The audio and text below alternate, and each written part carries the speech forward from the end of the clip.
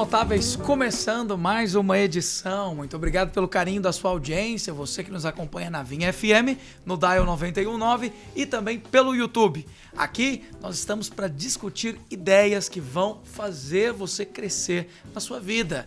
Hoje, especialmente, ninguém, absolutamente ninguém, escapa do nosso tema. Porque hoje nós vamos falar sobre como se livrar do estresse no trabalho. E existe um estresse novo aí, porque as pessoas estão trabalhando em casa. Eu trouxe alguns dados que a produção separou para mim, então eu agradeço a produção de Honória Dietz e Mariana Jardim, elas que estão sempre nessa função de trazer mais informações, e também aqui na equipe técnica hoje, nosso querido Pedro Fonseca.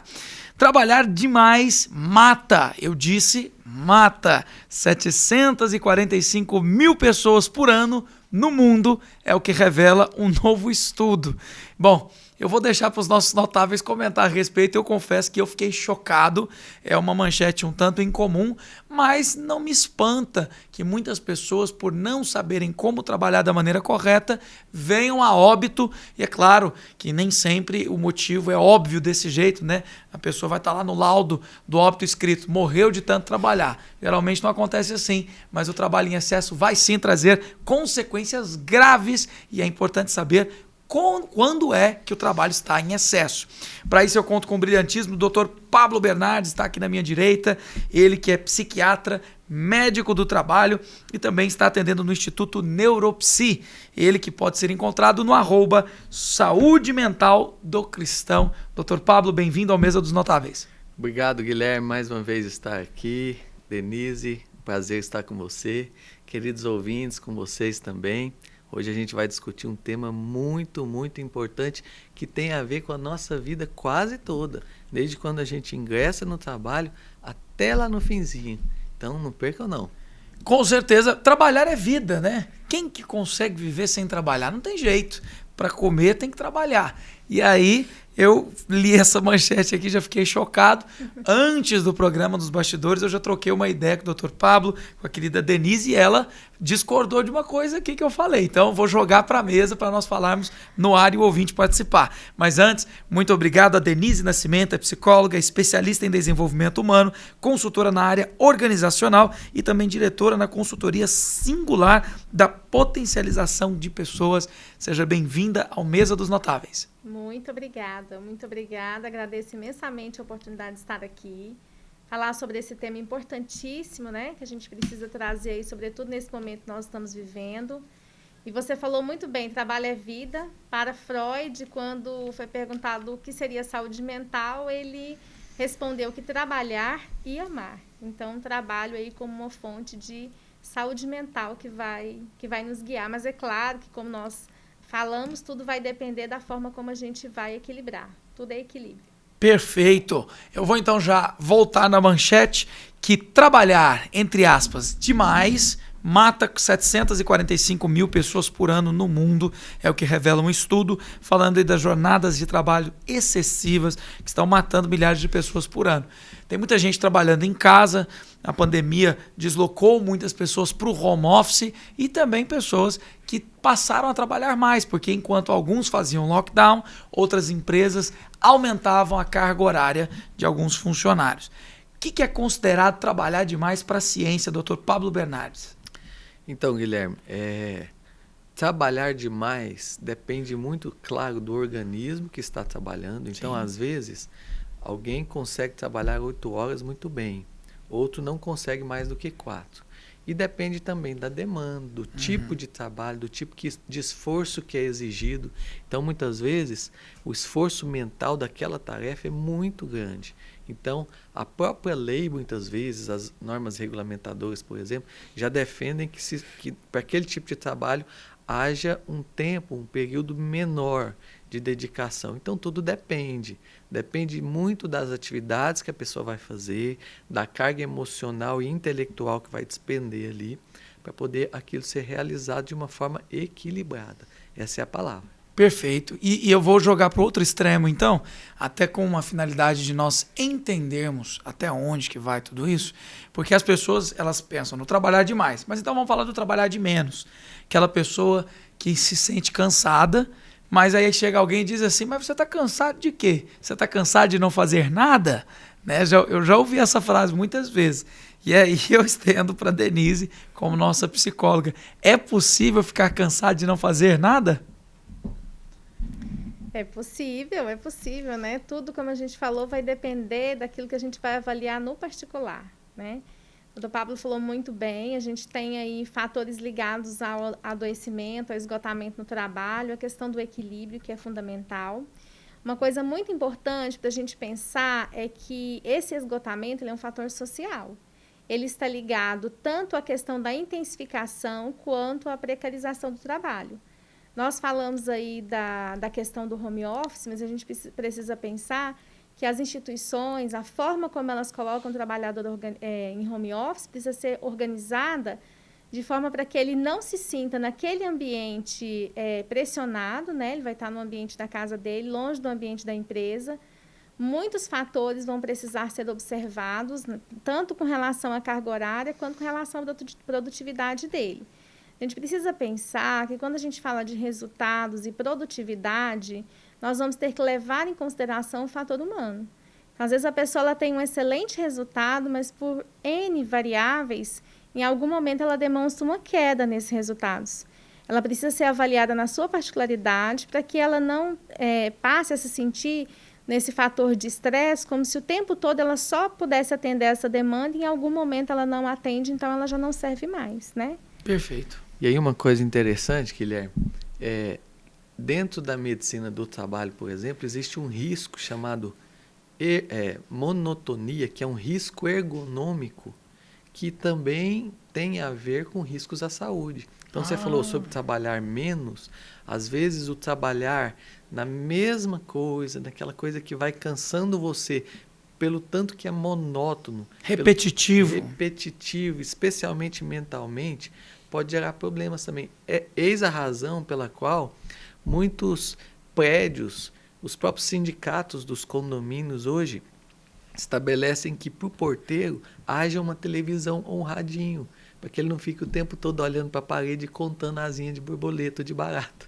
Que coisa. Entende? Faz sentido. Deve cansar muito também ficar só naquela função sem nada para fazer, né? Em outras palavras. Ou então fazendo, mas fazendo de maneira repetitiva.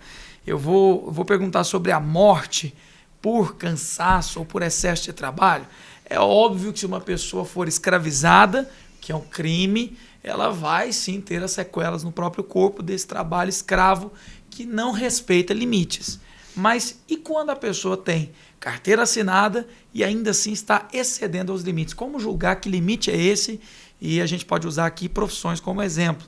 Eu vou dar aqui uma síndrome que foi desenvolvida recentemente, uma síndrome que não existia há 10 anos atrás, que era a síndrome de burnout. Todo mundo começou a acessar essa palavra, os efeitos dessa síndrome, que é um esgotamento. Mas é um esgotamento que a pessoa, no corpo, ela está saudável, existe saúde, mas parece que na mente as coisas desandam.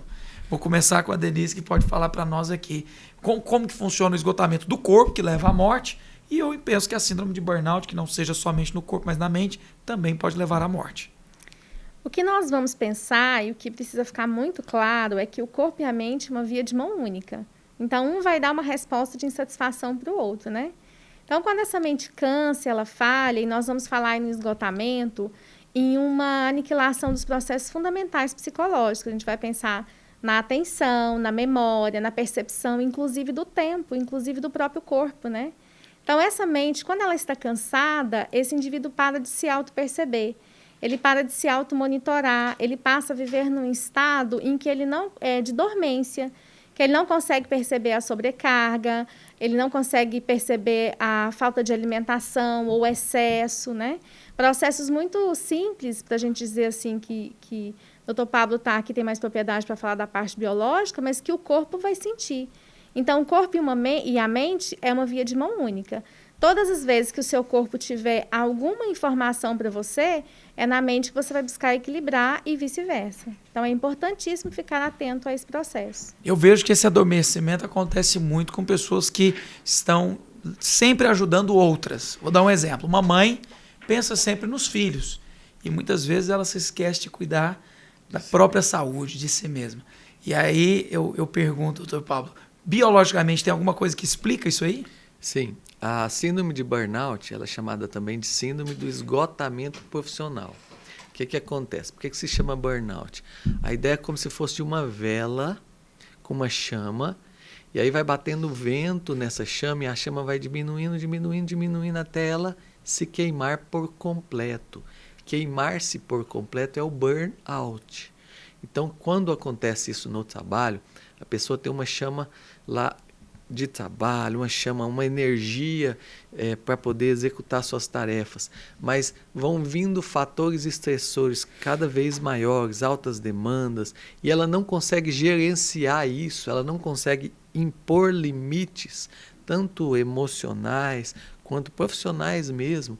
A chama dela vai diminuindo, diminuindo, diminuindo, até que ela se esgota completamente. E isso repercute tanto no corpo, com sintomas físicos, por exemplo, cansaço, tensão muscular, até doenças mais sérias, e inclusive na mente e nas emoções. Então a gente vê uma queda na concentração, na memória, na atenção, a gente vê o humor piorando demais, a pessoa ficando indiferente, que é na medicina a gente chama de despersonalização, ela não quer saber mais de trabalho.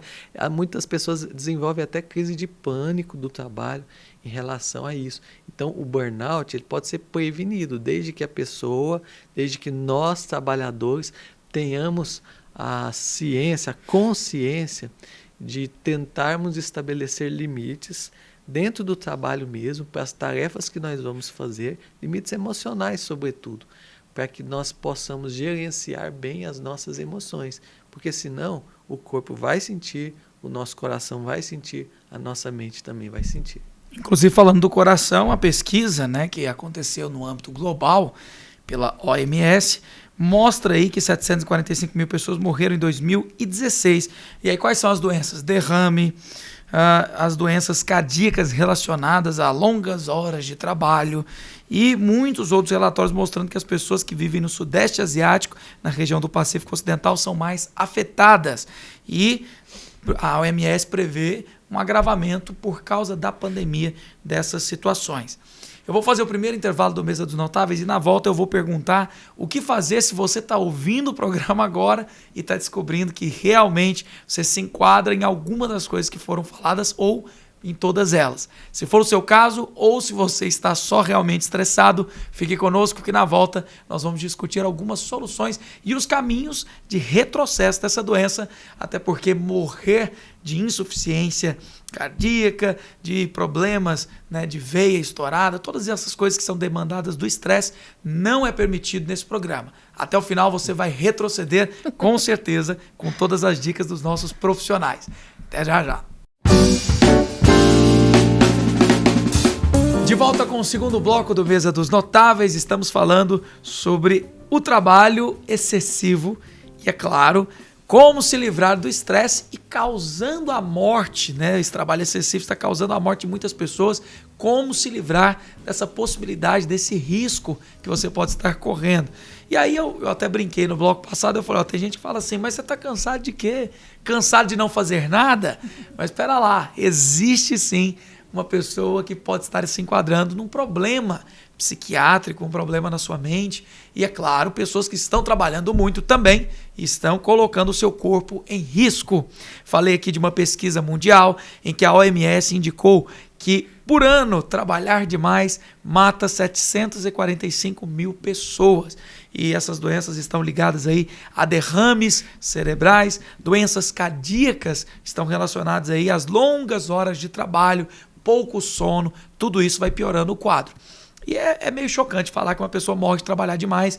Falei também que no óbito nunca vai ter, trabalhou demais. Mas vai ter aí uma disfunção do corpo, como o Dr. Pablo Bernardes, que está aqui, já disse, e também nossa psicóloga Denise Nascimento. E a pergunta que eu faço é, o ouvinte se enquadrou, ele realmente reconheceu que faz parte desse grupo que está arriscando a própria vida. Quais são os sinais de uma pessoa que está deteriorando por causa do trabalho excessivo? Eu começo com o Dr. Pablo Bernardes. Lembrando que esse termo morte por trabalho surgiu lá no Japão. Eles chamam isso de karoshi. Karoshi quer dizer morte em decorrência do trabalho. Não é bem o trabalho que causa a morte, é a falta de gerenciamento do seu próprio corpo, dos limites do seu próprio corpo.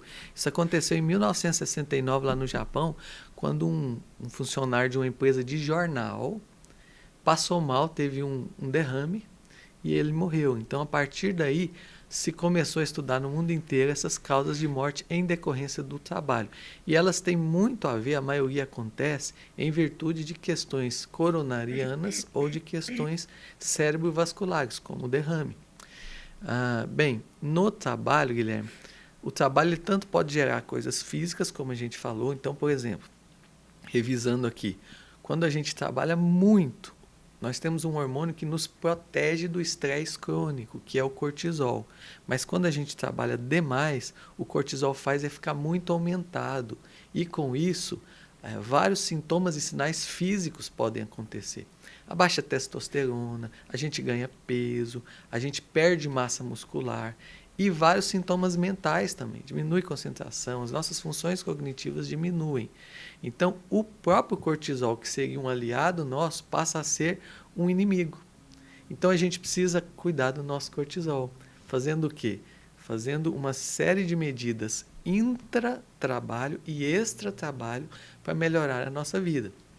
Se o nosso corpo começa a dar sinais de cansaço, a gente está vendo lapsos de memória, a gente está notando que a gente não está rendendo mais do mesmo jeito, que a gente está sofrendo mais para fazer as mesmas tarefas, opa, luzinha acende, tem que acender. O corpo está dizendo a nós, cuide da sua saúde mental e física, porque você pode ter doenças ou problemas depois. E aquela questão de... Eu sempre achei muito intrigante pessoas que tomam um susto e tem alguma insuficiência cardíaca, e aí ela dá aquela parada cardíaca por causa de um susto, uma informação que ela não esperava. Então eu imagino que emoções fortes, somadas também a esse estresse constante, elas vão gerar esse derrame, essa insuficiência cardíaca. De onde que vem a questão do derrame? Por que a veia ela não suporta essa pressão? Onde que o estresse entra na questão biológica? Então, gatilhos como demandas altas de trabalho, conflitos dentro do trabalho ou coisas mais súbitas, eles podem, por exemplo, elevar a nossa pressão arterial de uma vez. Elevando a nossa pressão arterial, é mais sangue pressionando a parede dos nossos vasos. Os nossos vasos cerebrais, por exemplo. É a hora que um pode se arrebentar, que um pode se derramar. Perfeito. Entende? Explicando de uma forma bem mais simples assim. Da mesma forma, isso pode acontecer no coração. Então, a gente precisa cuidar da saúde. Aí entram questões de exercício físico, de dormir bem, de cuidar das nossas atividades de lazer, a gente colocar elas também na nossa lista de prioridades. Comer correto, né? Quando a gente come, faz uma dieta toda desconjuntada, toda errada, a gente predispõe que a pressão aumente, que a nossa glicemia também aumente, que o nosso colesterol aumente, que várias doenças se formem, que os vasos funcionem de forma normal. Isso tudo pode desencadear, pode ser gatilho para que a gente tenha problemas depois. Denise, pensamentos sabotadores, aquelas pessoas que elas sabem que estão num caminho destrutivo, mas elas se mantêm. Geralmente porque elas não assumem a dificuldade e até inclusive o adoecimento na mente. Existem muitos fatores que podem levar a esses pensamentos disfuncionais, né? Inclusive uma predisposição já da pessoa, uma forma como a personalidade dela é organizada. Então é muito importante a gente colocar que o autoconhecimento ele vai levar a uma capacidade da gente compreender a realidade e atuar sobre ela naquilo que é possível para nós. Nós não vamos brigar com a realidade. Então, a gente precisa olhar para essa realidade e perceber aonde, no meu comportamento, no meu ritmo de vida, né, na minha situação, no momento em que eu estou vivendo, é possível com que eu faça algo para melhorar a qualidade desses pensamentos. Eu chamo atenção, porque a gente, quando fala assim, como acabar com o estresse, né? A gente coloca várias estratégias, como o Dr. Pablo muito bem colocou, a questão da alimentação, da percepção do corpo, né? Antes a gente tinha uma fala recorrente, manter os seus exames em dia, agora cuida da sua saúde mental também, porque isso vai sustentar o seu corpo. Mas a gente precisa pensar que, às vezes, sozinho, o trabalhador não vai conseguir fazer essa manobra. Então, ele precisa ter uma percepção do ambiente, ele precisa ter uma questão mais crítica mesmo para observar se o ambiente que ele está inserido é favorável. Porque quando eu chego no esgotamento, eu preciso fazer a retirada do ambiente. Então, Perfeito. É bom observar para não chegar a esse esgotamento, né? Eu trabalho com processo seletivo há 12 anos. Uma percepção que eu faço com relação às avaliações, quando essa pessoa chega, é perceber se ela, na interação com aquele ambiente, vai ser favorável para ela. Porque o que é hoje, já, né, algum tempo, quando a gente fala de saúde ocupacional, ligadas a questões do trabalho, é pensar que uma das respostas que as organizações vão dar é pegar esse profissional no mercado saudável, colocar ele na empresa, utilizar da força de trabalho dele, remunerar, cumprir todas as questões e devolvê-lo à sociedade saudável. Porque nós estamos falando nesse impacto com relação à saúde ocupacional não só para o trabalhador, mas para a família e para a sociedade em geral, para a comunidade em que essa pessoa vive. Uma coisa importante, quando a gente tem uma base de apoio, é pedir que as pessoas estão próximas dessa pessoa e percebem o adoecimento dela por questões de humor, questões de saúde, às vezes muitas desavenças no âmbito familiar e de amigos, perceber que essa pessoa não está bem, como seria uma possibilidade de auxiliá-lo a perceber isso? Com certeza, pessoas saudáveis mentalmente, elas trazem solução, elas contribuem para o ambiente.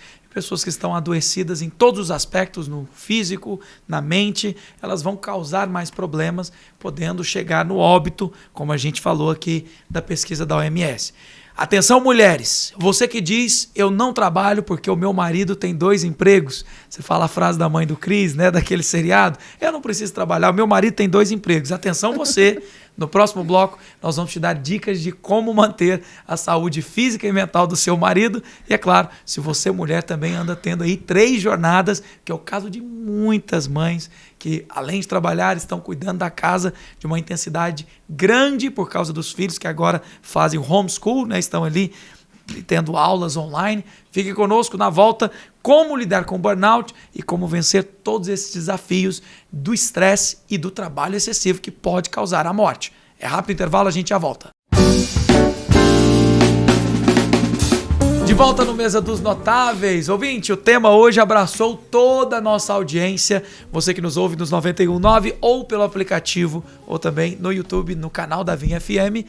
Todos temos estresse. Alguns momentos mais, outros momentos menos. E eu saí no bloco anterior dizendo o seguinte: mulheres que dizem, eu não vou trabalhar porque o meu marido tem 2 empregos.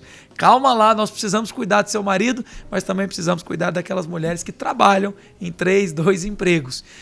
A ONU fez uma pesquisa, e a primeira da modalidade, que aponta que por ano morrem aproximadamente mais de 700 mil pessoas por trabalho excessivo. É um número alarmante e eu trouxe aqui 2 notáveis, 2 especialistas que estão falando sobre o assunto.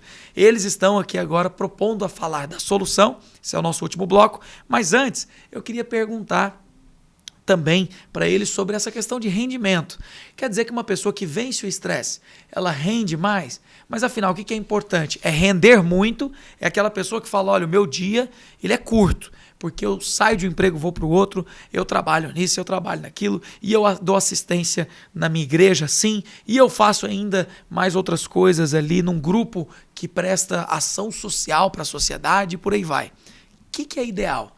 Onde é que nós vamos chegar nesse ponto de equilíbrio? Onde está o ponto de equilíbrio? Vou começar com a Denise, porque ela discordou comigo e eu vou perguntar até para que ela explique melhor. Para mim, a pessoa que vence o estresse é uma pessoa que produz mais. Até porque quando você está feliz, você está produzindo mais. Mas conta pra gente, Denise, como que você vê essa questão do estresse e da produção? O que nós vamos pensar que o estresse, como um elemento de iniciativa, né, de acordo com o equilíbrio, ele é aquele fator que vai fazer com que a gente se predisponha para a ação. A questão, com certeza, é o desequilíbrio, a sobrecarga. nós precisamos estar mais conscientes, né? Hoje, quando a gente falou no outro bloco que a saúde ocupacional, a doença, está diretamente ligada a fatores sociais, como sobrecarga e como essa falta de percepção, né, do ambiente organizacional em que a pessoa está inserida, é importante pensar que se ela estiver por um longo período exposta a fatores de estresse e a falta de autonomia, porque para o adulto, a autonomia é um fator imprescindível para a produtividade. Autonomia no sentido de poder organizar-se como você quiser. Organizar a sua força de trabalho da forma como você vai conseguir observar uma linearidade e a questão da sua produtividade. Então, quando a gente fala que o profissional, aquele que ele é dono daquela tarefa, ele precisa se organizar de forma que ele vai perceber começo, meio e fim, ele vai observar a produtividade dela. Eu falo muito nas organizações, porque eu sou consultora organizacional e especialista em desenvolvimento humano, que nós precisamos criar ambiente em que as pessoas elas vão se sentir mais predispostas, elas vão ter mais prazer. Você falou assim, as pessoas às vezes trabalham em 2, 3 serviços, né, empresas, e depois elas têm tempo para organizar as questões de igreja, para organizar algum evento com a família. Por quê? Porque aquilo faz sentido para ela. Então, quando nós estamos falando de uma sobrecarga, nós estamos falando de algo ligado diretamente à exposição humana, a fatores de estresse que se prolongam por muito tempo. E aí eu abro um parênteses para falar dos profissionais de saúde, tanto pela questão da remuneração, do ambiente, das questões da pandemia, eles estão por um longo tempo, né, expostos a fatores de muito estresse. Então, é isso que a gente vai precisar perceber. Porque se a gente pensar na sobrecarga do trabalho, as pessoas elas vão ter aquilo que elas conseguem fazer. Mas os fatores que estão envolvidos ali naquela sobrecarga é o que precisa ser visto. Vamos falar de alguém que está trabalhando muito na pandemia? Área da saúde, médicos, enfermeiros, paramédicos, todos os envolvidos no processo. Do recepcionista da clínica, do hospital, até a faxineira, a cozinheira que está ali atendendo. Todos estão trabalhando muito. E eu queria perguntar, você falou sobre essa questão de muitas pessoas da saúde estando esgotadas. Doutor Pablo, é muito comum esses relatos de morte por muito trabalho, ou então em decorrência também dessa pessoa que não cuida de si no meio dos médicos? Guilherme, é comum demais, por demais mesmo. A gente vê nessas áreas que lidam com a emoção de forma mais forte, um adoecimento emocional também mais forte, também mais prevalente. Então a gente vê, por exemplo, jornalistas que lidam com histórias muito tristes, a gente vê quem trabalha com funerária, a gente vê médicos, enfermeiros, pessoal, os bombeiros que lidam com acidentes o tempo todo. Então a gente vê uma carga emocional muito grande em cima deles. E quando eles não conseguem gerenciar, eu me coloco dentre todos, né, que sou da saúde também, quando nós não conseguimos gerenciar bem isso, colocar limites mesmo, equilibrar melhor o nosso trabalho com as outras questões, a gente tem uma tendência maior realmente a adoecer. Você falou sobre produtividade. Produtividade não é trabalhar mais. Produtividade é render mais trabalhando com qualidade.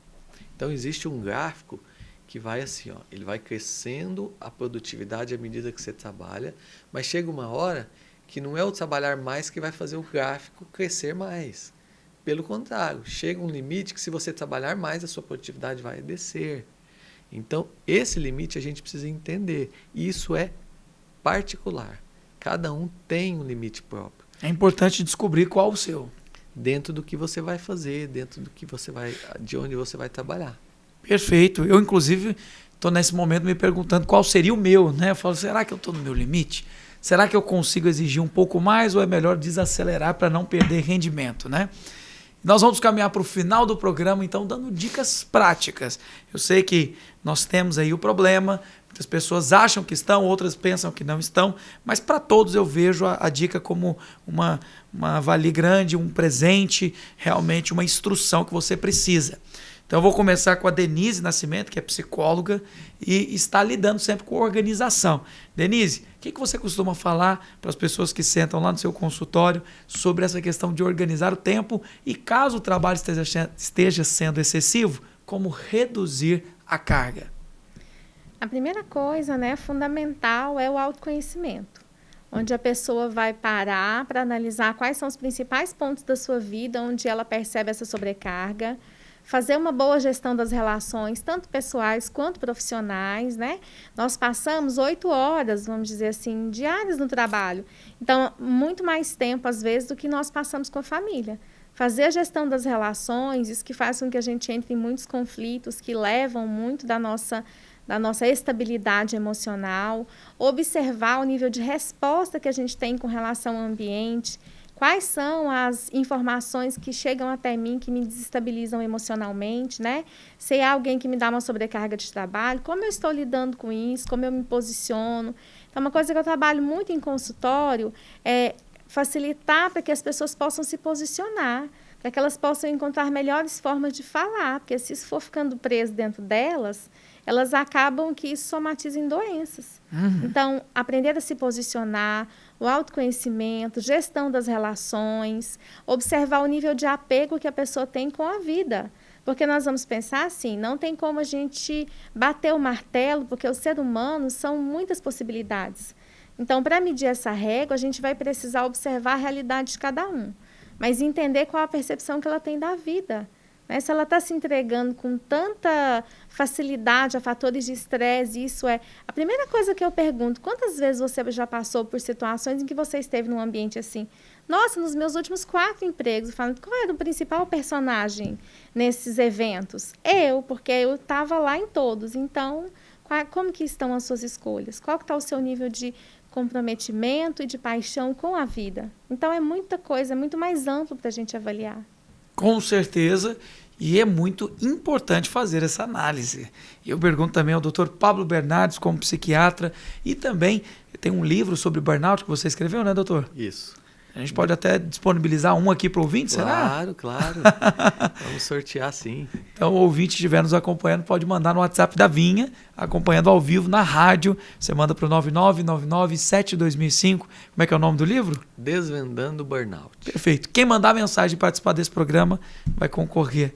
Conta pra gente, doutor Pablo, que ações nós podemos ter nessa direção para vencer o burnout e tudo sobre o trabalho excessivo. É muito importante a gente aprender a respeitar o nosso corpo. Tanto o nosso corpo quanto a nossa mente. Às vezes a gente fala, não, mas eu posso ir um pouquinho mais. Não, mas eu dou conta. Eu trabalhei tanto, mas eu estou novo ainda. E a gente não vai percebendo que o corpo vai dando sinais aos pouquinhos de que ele está entrando em esgotamento. Então a gente precisa olhar, se autoconhecer, como a Denise falou muito bem, para que a gente tome as decisões certas. Por exemplo, organizar bem as nossas tarefas no trabalho já é uma coisa excelente. Por exemplo, cuidar dos nossos relacionamentos lá dentro. A gente está tendo conflitos verticais com o nosso superior, conflitos horizontais, então isso precisa ser conversado, reorganizado, precisa ser aplacado. Se for preciso mudar de função, de setor, diminuir demanda. A gente tem que ter coragem para fazer essas coisas e não ficar aceitando tudo, porque senão a gente vai sofrer isso e quem vai sofrer é quem aceita. Outros cuidados importantes. Exercícios físicos são fundamentais. O exercício físico, ele libera no nosso sangue, no nosso corpo, algumas substâncias importantíssimas, como as endorfinas, como serotonina, como dopamina, que nos relaxam, que ajudam o nosso corpo a descansar mais, a trabalhar melhor, a dormir melhor.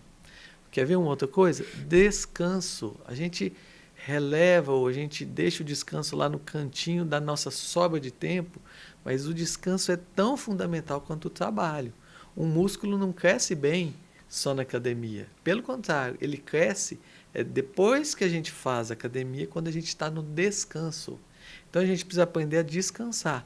Descansar o nosso corpo, a nossa mente, através do sono, através de atividades prazerosas que a gente faz quando a gente não está no trabalho. E descansar o nosso espírito também no Senhor. Fundamental.